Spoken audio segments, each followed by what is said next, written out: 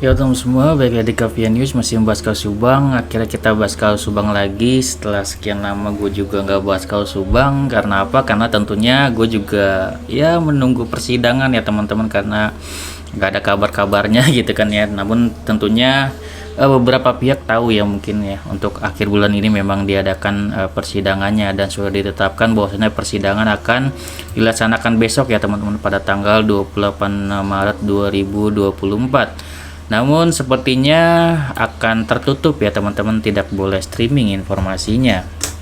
Sangat mengecewakan ya. Di sini ada informasi dari Tribun ya teman-teman, fakta-fakta babak baru kasus Subang sidang pekan ini. 28 barang bukti ini 28 barang bukti ini perjalanan kasusnya. Jadi ini menarik juga ya teman-teman. Pada tanggal 28 diadakan persidangannya, dan juga ada 28 barang bukti. Di sini diinformasikan bahwasanya Pengadilan Negeri Subang telah menetapkan jadwal sidang kasus Subang pembunuhan ibu dan anak pada pekan ini.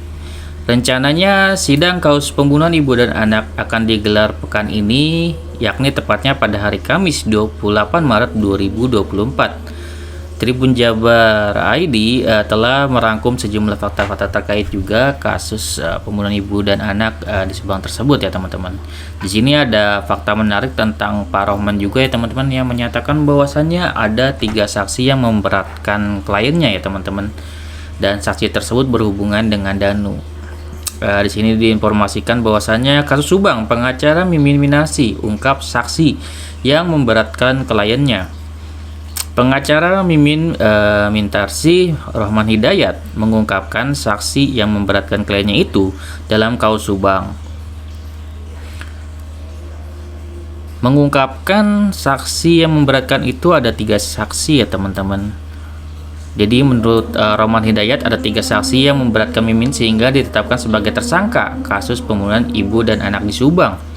Selain Mimin, 2 anaknya Arigi dan Abi Aule juga turut ditetapkan sebagai tersangka pembunuhan Ibu Tuti Suartini dan Amalia Mustika Ratu. Rohman menyebutkan ketiga saksi ini memiliki hubungan khusus dengan tersangka kasus Subang, yakni Muhammad Ramdhanu alias Danu ya teman-teman. Siapakah 3 saksi tersebut?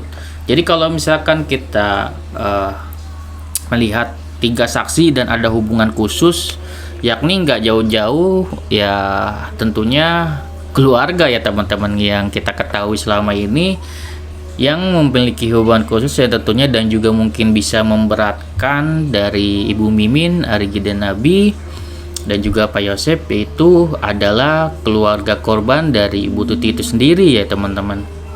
Karena ya di situ juga pernah dinyatakan bahwasanya Pak Yosep juga pernah menuduh ya, di awal menuduh Ibu Mimin gitu kan ya. Karena di situ di rumah daripada keluarga Ibu Tuti itu semuanya mendengar bahwasanya Pak Yosep pernah ada curiga juga gitu kan.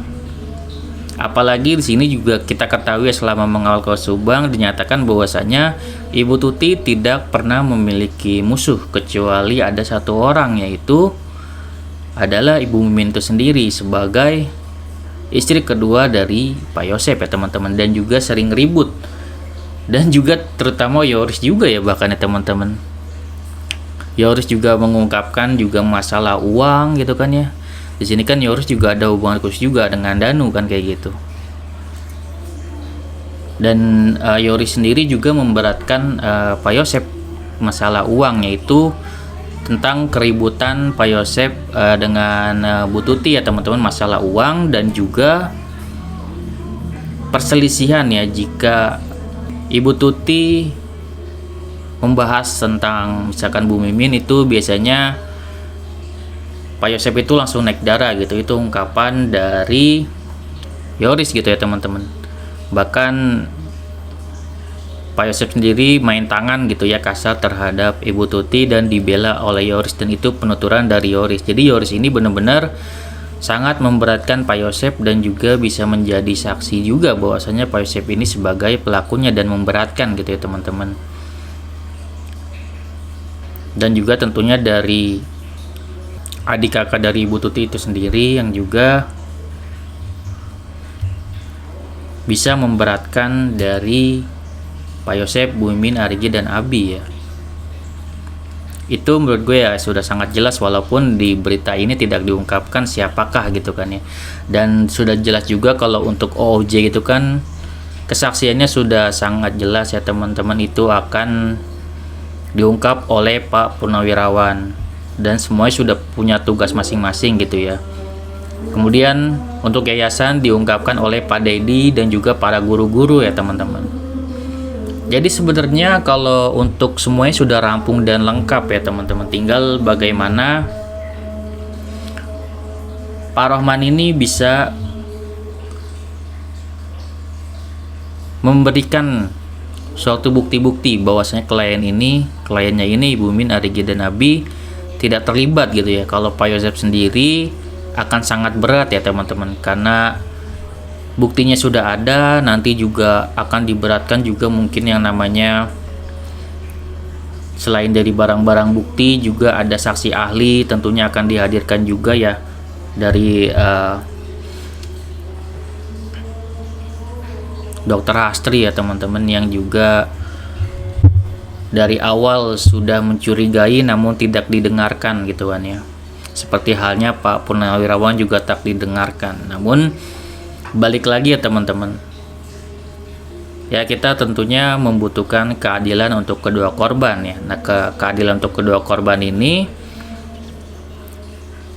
juga harus dilakukan seadil-adilnya ya teman-teman. Jika Pak Yosep memang pelakunya, maka harus dijatuhkan hukuman. Jika memang bukan, ya harus dibebaskan gitu ya. Namun kalau untuk Danu sudah sangat jelas ya teman-teman ya, tidak ada pembelaan lagi karena dia sudah mengakui ya teman-teman, dan tinggal dijatuhkan hukuman untuk Danu. Bagaimana dengan status JC-nya ya tentunya itu nanti hakim yang menentukan apakah ia pantas atau enggak, disesuaikan dengan hukumannya. Jika memang Danu ini memang membantu kepolisian dan mengungkapkan benar-benar semuanya, dan gue yakin banyak fakta-fakta baru yang kita nggak tahu ya teman-teman.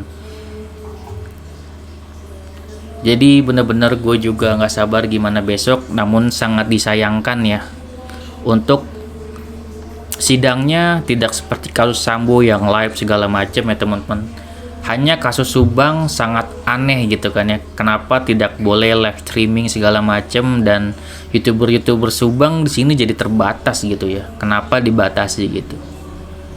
Padahal sejauh ini para youtuber Subang itu sangat berjuang dan benar-benar ada kontribusinya gitu untuk mengungkap kasus ini. Bahkan bersama kasus Subang, bersama youtuber Subang dan juga pengacara dari Danu itu sendiri ya, menyerahkan Danu ke pihak kepolisian untuk menyelesaikan kasus ini gitu. Jadi tidak melindungi Danu, hanya mungkin nanti memberikan hak Danu sebagai JC aja gitu kan ya. Jika memang dia pantas, itu juga kan nanti akan diberikan oleh hakim. Dan di sini tugas mereka ini sebenarnya sangat mulia ya untuk pengacara dari Danu, karena benar-benar niat untuk mengungkap kasus ini gitu ya. Oke, kita dukung terus untuk Polda Jabar, dan kita saksikan besok bagaimana beritanya untuk sidangnya teman-teman. Semoga keadilan bisa terungkap ya. Gitu ya, segitu ya dari gue. Semoga bermanfaat. Wassalamualaikum warahmatullahi wabarakatuh. Sini video teman-teman.